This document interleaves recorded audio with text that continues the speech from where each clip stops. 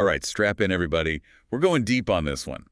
The Speed Freak Killers, Loren Herzog and Wesley Shermantine. Names that send a chill down your spine. No doubt. And we're working with excerpts from their Wikipedia article, crimes, the investigation, the whole grim picture. But we're going beyond just the facts here. Right. We're looking for the why. What made this case so infamous? Exactly. And are there any loose ends, any mysteries still hanging out there?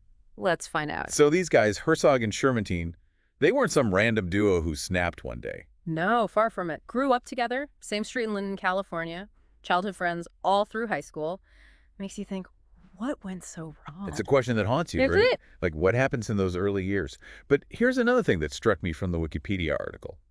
Their childhoods weren't even that similar. Oh, that's right. Shermantine's family. Loaded. Spoiled rotten by all accounts. Herzog. Pretty average. Yet they both gravitated towards hunting, fishing. Activities that take on a whole new meaning when you think about what they did. It's like looking back, those shared hobbies become this creepy foreshadowing. And even before things went full-blown horrific, there were warning signs. The article mentions bullying, problems with alcohol and drugs, especially meth. Hence the Speed Freak nickname. So you've got this isolated friendship, these disturbing behaviors. Like a recipe for disaster. It's hard to say for sure, but you can definitely see the pattern forming. And then things really take a dark turn in 1998. Cindy van der Weyden disappears. That was the game changer. The investigation zeroed in on Shermantine. They search a car he'd had repossessed, and there it was. Traces of Cindy's blood. Talk about a turning point. But here's where things get really unsettling. Under questioning, Herzog starts confessing. Confessing to what exactly? Not just about Cindy, about other murders Shermantine had committed, going way back. Why would he do that? Maybe he felt some kind of twisted sense of guilt, or thought he could cut a deal. But the details he gave, truly disturbing stuff. He talked about a hunter murdered in Utah back in '94. Seemingly random, just cold. Senseless violence. Just awful. And he described the murder of Henry Howell. His head, his teeth, brutally smashed. Like something out of a nightmare. He even gave details about the murder of Robin Armtrout, a young woman stabbed repeatedly. It's like he was opening this Pandora's box of horrors. And that all led to both of them being arrested in March of '99. The trial and conviction phase is where things get even more complicated. Shermantine's trial, 2001, found guilty of murdering 4 people. Van der Weyden, Howard King, Paul Kavanaugh, and his 16-year-old girl, Chevelle Wheeler. Unthinkable cruelty.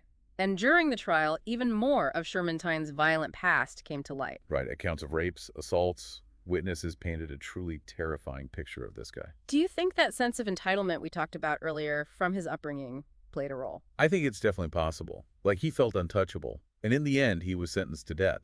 He's still on death row at San Quentin today. But Herzog's trial, same year, went very differently. Well, Herzog was found guilty of 3 murders. Van der Weyden, Kavanaugh, and King.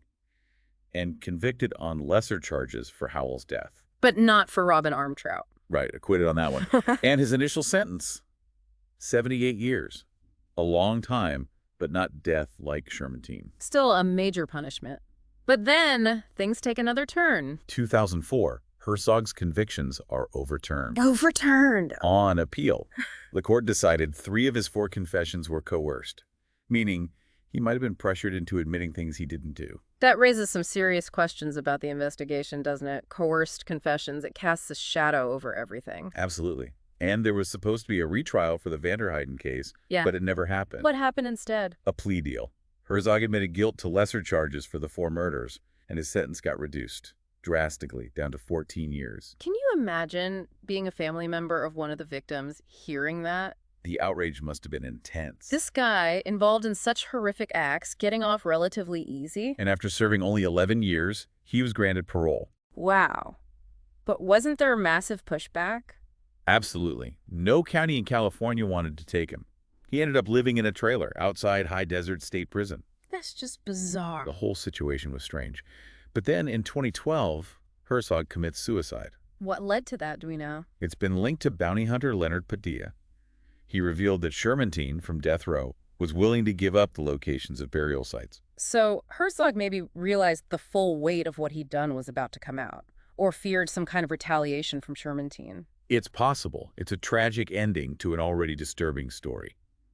But this revelation about the burial sites, that's where things really start to unravel. It's a chilling thought, isn't it? All this time, the victim's remains hidden away. A secret these two guys took to their graves, almost. Almost. So it's 2010 when Shermantine starts writing these letters to his sister. Laying it all out. There's this abandoned well on Flood Road near Linden. Yep. That's where some of the bodies are. You'd think, okay, that's it. Case closed. Authorities rush in.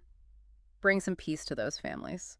But not so fast. The article says they initially dismissed the information.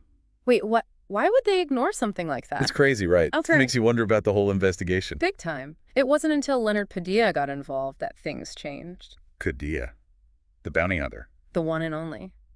He offered Shermantine 30 grand for the info. Cold, hard cash. And Shermantine coughs up a map. Finally, they focus on that Linden well. What they found there, just awful. Over 1,000 bone fragments. Can you imagine trying to put those pieces together? Identify who those victims were. Horrific job. But they managed to identify Kimberly Billy and Joanne Hobson, two teenage girls who'd vanished years before. And the article says they also found remains of another victim, unidentified, and even a fetus. Heartbreaking. What? All those families finally getting some answers, but what a horrible way to find out. And it doesn't end there. Based on more tips from Shermantine, they check out 2 more burial sites in Calaveras County. That's where they found Cindy Vanderheiden's remains. Some closure for her family, at least. But knowing what she went through. It's just devastating. And get this. Shermantine was actually let out of death row for a bit in 2012 to lead authorities to more possible burial sites. Hold on. They let him out. A convicted killer. Yep. Surreal, right? Like some kind of morbid scavenger hunt. Unbelievable. The FBI got involved, but eventually they wrapped up the search in 2013. But even after all that, so many questions remain. Like, how many victims were there, really? Right. Officially, they were each convicted of 4 murders. But they think these guys could be responsible for at least 19 deaths. 19. And Shermantine has hinted at maybe even 72. 72. Are you serious? Is what he's claimed. Hard to even fathom that level of evil. No. And then there was these allegations of a botched investigation. Oh, yeah, I remember hearing about that. What was it specifically? Some people say the San Joaquin County Sheriff's Office messed with the search for more victims. Intentionally. Like a cover-up. That's the implication. Senator Galgiani's been pretty vocal about it. Right. Says important records were deleted. If that's true, that's major. Makes you wonder what they were hiding. And some even say remains were mishandled on purpose to prevent identification.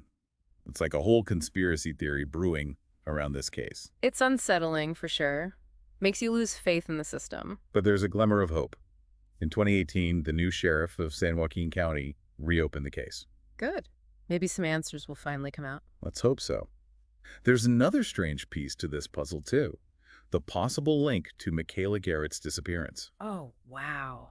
That case was huge. Back in '88, little girl vanishes.